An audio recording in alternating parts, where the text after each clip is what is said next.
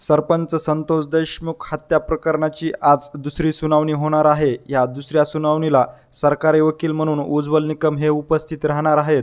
या हत्या प्रकरणामध्ये आता न्यायालयाकडे कशा प्रकारे पुरावे सादर करणार आहेत हे देखील पाहणं तितकंच महत्त्वाचं ठरणार असून या सुनावणी दरम्यान आता संतोष देशमुख यांचे बंधू धनंजय देशमुख यांनी आपली प्रतिक्रिया व्यक्त केलेली आहे। नेमकं ह्या प्रतिक्रियामध्ये ते काय म्हणाले आहेत तेच आपण ह्या पुढील व्हिडिओच्या माध्यमातून जाणून घेऊया। संतोष देशमुख यांची जी हत्या झाली, ज्या क्रूरकर्मी नराधमांनी जी हत्या केली त्याला 4 महिने पूर्ण झालेले आहेत आणि यातील जे काही आरोपी अटक झालेले आहेत तसेच एक आरोपी त्याच्यातला फरार आहे कृष्णा आंधळे।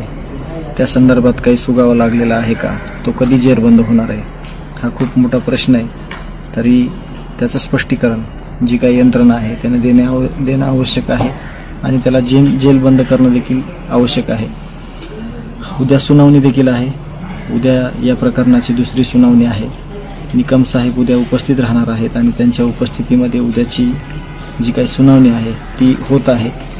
आरोपींना कठोरातली कठोर शिक्षा आणि ती पण लवकरात लवकर व्हायला पाहिजे, झाली पाहिजे अशी देशमुख कुटुंबियाची मागणी आहे आणि ती लवकरच त्यांनी त्या पद्धतीनं शिक्षा झाली पाहिजे असे सगळ्यांनी प्रयत्न करावेत अशी देखील अपेक्षा आहे।